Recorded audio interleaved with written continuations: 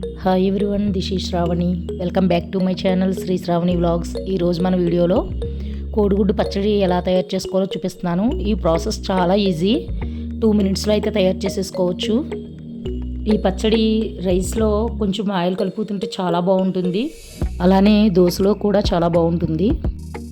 ముందుగా స్టవ్ వెలిగించి పాన్ పెట్టి ఆయిల్ లేకుండా 1/2 టేబుల్ స్పూన్ మెంతులు, అలానే 1 టేబుల్ స్పూన్ ఆవాలు వేసి దోరగా వేయించుకోవాలి. చల్లారిన తర్వాత వీటిని మిక్సీ పట్టుకోవాలి.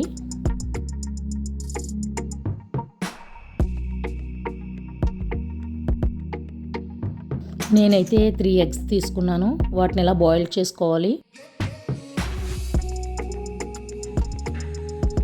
ఇలా బాయిల్ చేసిన ఎగ్ని మధ్యలో కట్ చేసి లోపల ఉన్న ఎల్లో తీసేయాలి.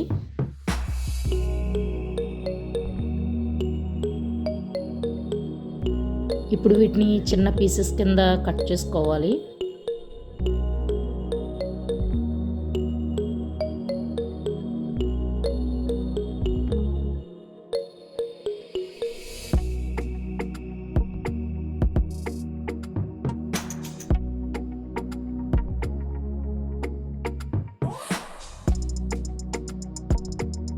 ఇప్పుడు ఒక బౌల్ తీసుకుని దానిలో 4 టేబుల్ స్పూన్స్ కారం వేసి, అలానే టేస్ట్కి సరిపడినంత సాల్ట్ వేసుకోవాలి.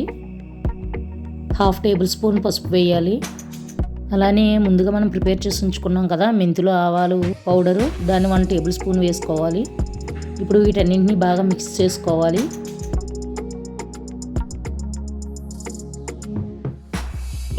ఇప్పుడు 2 నిమ్మకాయలు తీసుకుని నిమ్మరసం ఇందులో పిండాలి.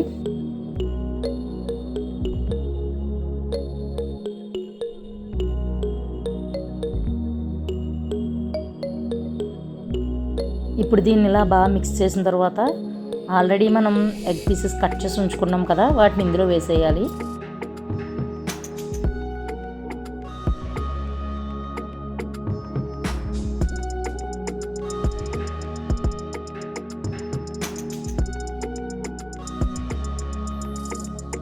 ఇప్పుడు స్టవ్ వెలిగించి కడాయి పెట్టుకుని ఒక 8 టేబుల్ స్పూన్ వరకు ఆయిల్ వేసుకోండి.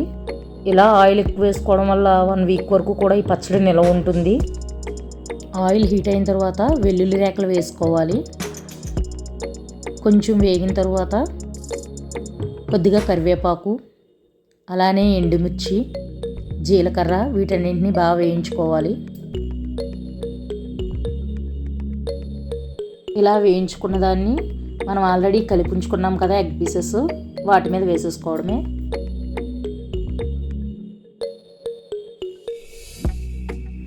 చూడండి, ఇలా మిక్స్ చేసుకున్న తర్వాత మనం ఆవకాయ పచ్చడికి ఆయిల్ ఏ విధంగా వేసుకుంటామో అలానే దీనికి కూడా ముక్కలు ములిగే వరకు కొంచెం ఆయిల్ వేసుకోవాలి. పచ్చడి అయితే మనకి రెడీ అయిపోయింది. నూరూరించే ఎగ్ పచ్చడి. టేస్ట్ అయితే చాలా చాలా బాగుంటుంది. తప్పకుండా మీ అందరూ ట్రై చేయండి. ట్రై చేసి ఎలా ఉందో కామెంట్ సెక్షన్లో షేర్ చేయండి. చూశారు కదా ఫ్రెండ్స్, ఈ వీడియో కనుక మీకు నచ్చినట్లయితే లైక్ చేయండి, షేర్ చేయండి. Thanks for watching.